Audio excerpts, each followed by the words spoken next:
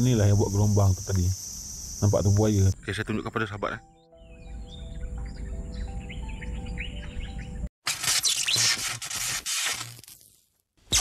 Kalau kita fikirkan kudrat kita dengan reptilian ni, saya rasa kudrat kita memang tak boleh lawan dia.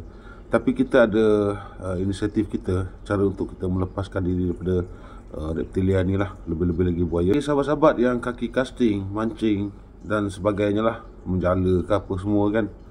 Dan kalau saya lihat sendiri bila saya buat eksplorasi di sekitar Kuching ni, termasuk di Semariang, Trombol apa semua, dan yang paling ketara sekali di bahagian Semariang lah.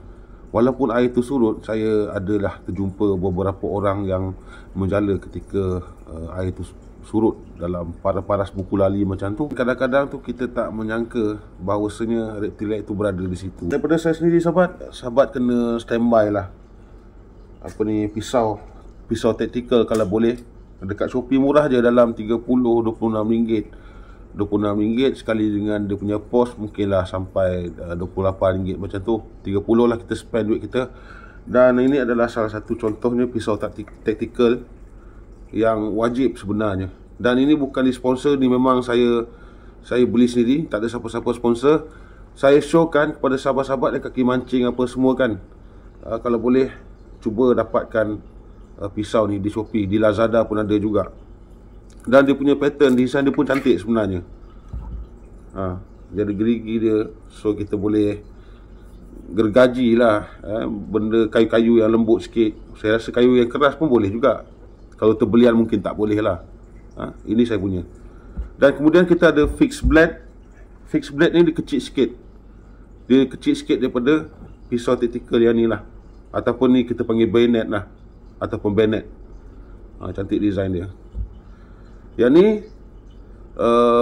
fixed blade, so dia kecil sikit lah. Dan kalau andai kata terjadinya serangan buaya, saya rasa ini dah memadai sebenarnya untuk kita defend kita lah, defend diri kita daripada haiwan buas yang kita tak jangka yang akan menyerang kita. Harimau ke, seladang ke, contoh lah, itu adalah contoh. Dan dia ni paling bagus lah untuk kita mempertahankan diri. Kita cucuk lah di bahagian yang lemah. Ni dia punya saiz dia. Okay.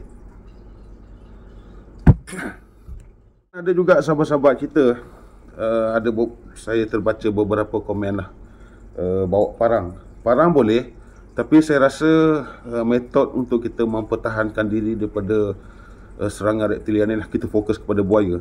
Dan untuk kita mempertahankan diri kita daripada buaya ni, kalau parang kan kita selit dekat pinggang kita kan. Sahabat tengok contoh lah. Tengok contoh Contoh parang. So kita tangkin dia, kita letak dekat sini kan, dekat pinggang kita. Macam mana kita nak tarik parang ni? Lepas tu kita nak lawan dia.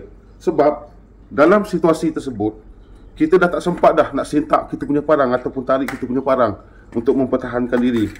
Dan berbeza kalau kita guna fixed blade lah. Fixed blade ni kalau boleh kita letak di bahagian dada kita lah. Kita letak dekat dada kita. Kalau boleh kita kena ada hardness lah. Kita bukan nak promote apa, saya bukan jual apa pun, tapi saya sarankan sahabat cuba dapatkan pisau tactical ni, bayonet ni, ataupun fixed blade ni. Okay, ni contoh lah kan. Sebab dia ada cangkuk dekat sini.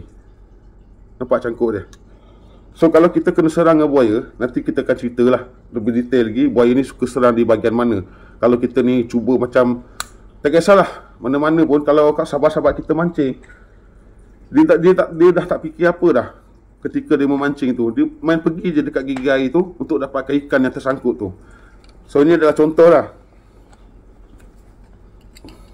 Kalau boleh, beli hardness sekali. Dia letak fixed blade dekat sini, pisau kecil ni, kat sini kan. So buaya suka serang di bahagian sini, tak kisahlah. Kalau buaya tu daripada kanan, dia akan serang di sebelah sini. Kalau buaya daripada sebelah kiri, dia akan serang sebelah sini. Dan kalau buaya tu besar lagi, silap dia akan serang dekat sebelah sini. So ini adalah mulut buaya. Dia dah gigit di bahagian punggung kita ni, pinggang kita, dekat sini kan. So ketika kita ditarik di dalam air tu, saya tak ada pengalaman macam tu sebenarnya. Tapi cara buaya memburu mangsa dia seperti itu. jika mangsa itu berada di gigi air lah. Dan ketika mangsa itu ataupun si A itu telah pun diserang di bahagian pinggang, so tariklah pisau ni, tu cocok bahagian mata dia. So kelemahan buaya tu adalah di bahagian mata dia. Di bahagian mata dia, kemudian di bahagian atas ni, ini paling sensitif lah. Di kawasan ni paling sensitif. Dan gegendang telinga dia di sebelah sini. Dekat sini, gegendang telinga dia. So kepala buaya ni adalah titik lemah buaya lah. Dan ketika kita telah dibaham oleh buaya tu, so kita cucuk di bahagian mata dia. Di bahagian mata dia. Cucuk di bahagian mata dia. Ataupun cuba sekuat hati, sebelum kita ditarik ke dalam air tu, kalau boleh dengan fixed blade ni ataupun pisau kecil ni, cuba kita tombak di bahagian kepala atas ni, di bahagian atas ni, sebab tengkorak dia dekat sini. Itu sebab kalau sahabat-sahabat tengok orang yang memelihara buaya ataupun di ladang buaya yang yang dijual daging dia ataupun menyediakan kulit buaya tu dijadikan sebagai barang-barang kulit lah. Banyak penternak-penternak buaya, ketika mereka berada di dalam sangkar buaya tu, mereka akan ketuk di bahagian kepala buaya. Dia tak ketuk bahagian lain, sebab buaya sangat sensitif di bahagian kepala dia, kan?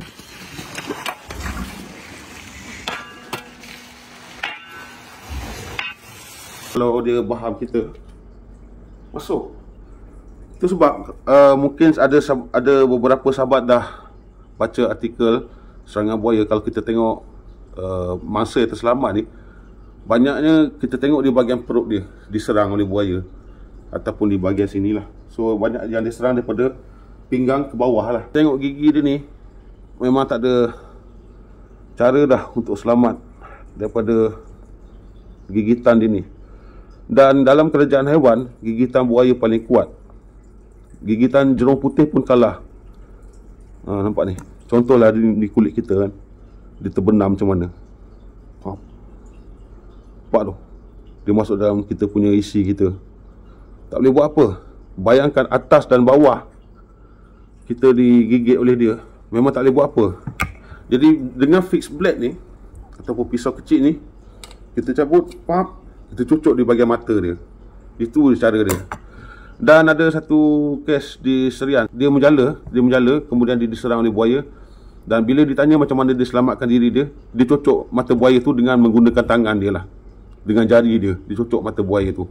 Dan akhirnya mangsa terselamat lah. Cara untuk kita detect kawasan tersebut ada buaya ataupun tidak. Jadi ketika sahabat berada di lokasi, ketika memancing tu, sambil-sambil tunggu kita punya pancing tu kena, kan, ataupun sambil kita tunggu loceng pancing kita tu berbunyi, kita tengok di sekitar kawasan tersebut ketika kita memancing. Dan ini apa yang saya perhatikan sebenarnya, dia suka buat gelombang. Dia tak timbul, tapi dia buat gelombang bentuk V. Ini adalah salah satu contohnya, sahabat.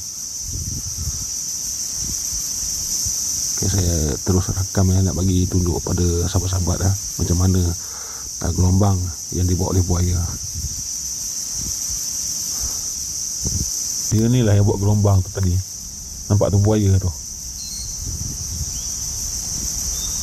Pun kita tak nampak lagi full badan dia. Kita masih nampak gelombang yang dia buat oleh buaya ni lah. Sahabat nampak tadi kan, dia punya gelombang dia macam mana. Kita tak nampak dia dengan jelas lah, sebab dia berada di bawah permukaan air tu. Tetapi kita nampak dia punya gelombang dia ketika dia berenang tu. Okay, saya tunjukkan pada sahabat.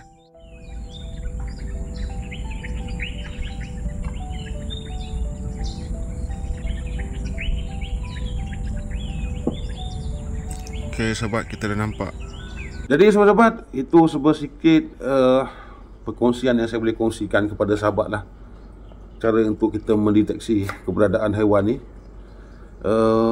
Petua yang pertama, kita kena tengok air tu, dia nampak tenang, dan kita nampak alur yang dibuat oleh buaya tu, ataupun gelombang yang dibuat oleh buaya tu.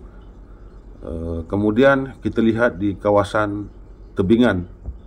Biasanya tempat tu dia akan landai, rata. Lepas tu tempat tu macam ada orang lalu, padahal orang tak lalu dekat situ. Itu adalah sarang buaya sebenarnya. Jadi bila nampak lorong ataupun alur yang dibuat oleh buaya tu, Kalau boleh, ketika kita dapat ikan tu, kalau tersangkut, biarlah sangkut. Kalau boleh, jangan kita cuba ambil ikan itu di gigi air. Baik sahabat, saya rasa setakat ni sebuah sedikit perkongsian saya kepada sahabat-sahabat semualah. Okey, hati-hatilah.